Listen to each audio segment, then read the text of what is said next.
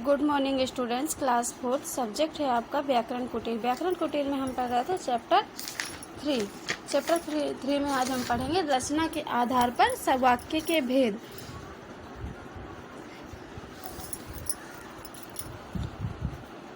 रचना के आधार पर वाक्य के 3 भेद होते हैं: सरल वाक्य, संयुक्त वाक्य और मिश्रित वाक्य।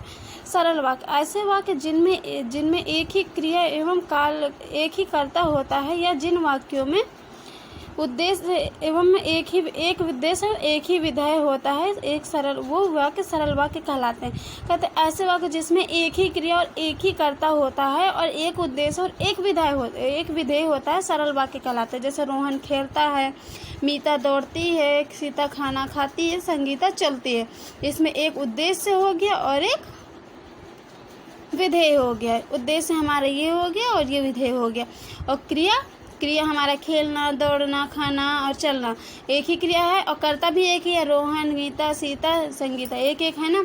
सेकेंड नंबर में आपका संयुक्त। ऐसे वाक्य जिसमें 2 या 2 से अधिक उपवाक्य हों, सभी उपवाक्य प्रधान हो, वाक्य को संयुक्त वाक्य कहते हैं। जैसे जिसमें 2 या 2 से अधिक उपवाक्य हो और उपवाक्य हो विधेय, मतलब कि वो उपवाक्य प्रधान हो। जैसे वह सुबह गया और शाम को लौट आया, वही ये प्रधान है ना। सुबह गया और शाम को लौट भी आया, तो 2 या 2 से अधिक उपवाक्य हो गए ना। सुबह गया और शाम को लौट आया, 2 उपवाक्य हैं।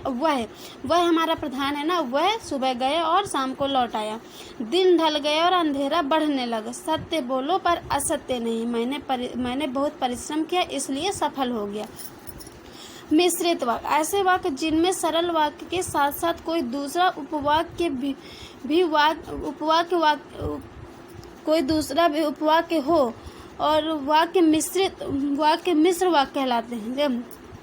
ऐसे वाक्य जिसमें सरल वाक्य के साथ साथ कोई दूसरा उपवाक्य भी मिश्र हो, वह हमारे मिश्र वाक्य कहलाते हैं। इसमें एक प्रधान वाक्य होता है और दूसरा वाक्य आश्रित होता है। कहते एक वाक्य जो होता है वो प्रधान होता है और दूसरा उस पर आश्रित होता है।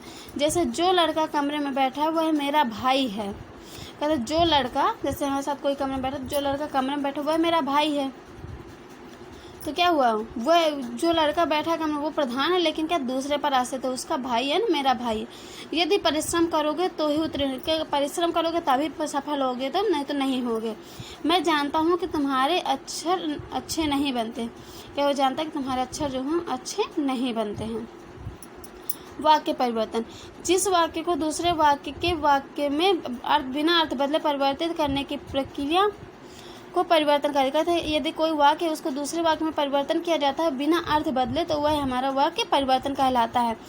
हम चाहे वाक्य को एक सरल वाक्य, मिश्र वाक्य, संयुक्त वाक्य किसी में बदल सकते हैं। वाक्य को सरल वाक्य, मिश्रित वाक्य, संयुक्त वाक्य किसी में बदल सकते हैं, लेकिन ध्यान रहे किसी भी वाक्य को भिन्न भिन्न प्रकार के वाक्यों में परिवर्तन करते हुए उनके मूल अर्थ में विकार नहीं आना चाहिए। जो उनका मूल अर्थ है उसमें विकार नहीं आना चाहिए। जैसे कि सरल वाक्य को मिश्र वाक्य में बताइए।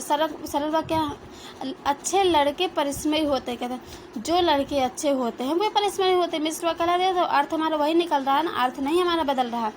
लोकप्रिय कवि का सम्मान सभी करते हैं। तो मिश्र वाक्य में क्या है, जो कवि लोकप्रिय होता है उसका सम्मान सभी करते हैं। तो अर्थ में नहीं बदला रहा, अर्थ में कोई बदलाव नहीं हुआ। ऐसे ही हमारे वाक्य परिवर्तन होते हैं। सरल वाक्य से संयुक्त वाक्य। सरल वाक्य अस्वस्थ रहने के कारण वह परीक्षा में सफल न हो सका, कि वो अस्वस्थ था इसलिए वह सफल नहीं हो सका। तो संयुक्त वाक्य इसका बनाएंगे तो वह अस्वस्थ था इसलिए परीक्षा में सफल नहीं हो सका। अर्थ में परिवर्तन नहीं हो रहा। इसका सूर्योदय होने पर कुहासा जाता रहा। तो सूर्योदय हुआ और कुहासा जाता रहा। गरीब के लूटने के अतिरिक्त उसने उसकी हत्या भी कर दी। उसने न केवल गरीब को लूटा बल्कि उसकी हत्या भी कर दी। मिश्र वाक्य से सरल वाक्य। मिश्र उसने कहा कि मैं निर्दोष हूँ। उसने अपने आप को निर्दोष घोषित किया। मुझे बताओ कि तुम्हारा जन्म कब और कहाँ हुआ। तो तुम मुझे अपने जन्म और समय और स्थान बताओ। जो छात्र परिश्रम करें उन्हें सफलता अवश्य मिलेगी। परिश्रमी छात्र अवश्य सफल होंगे।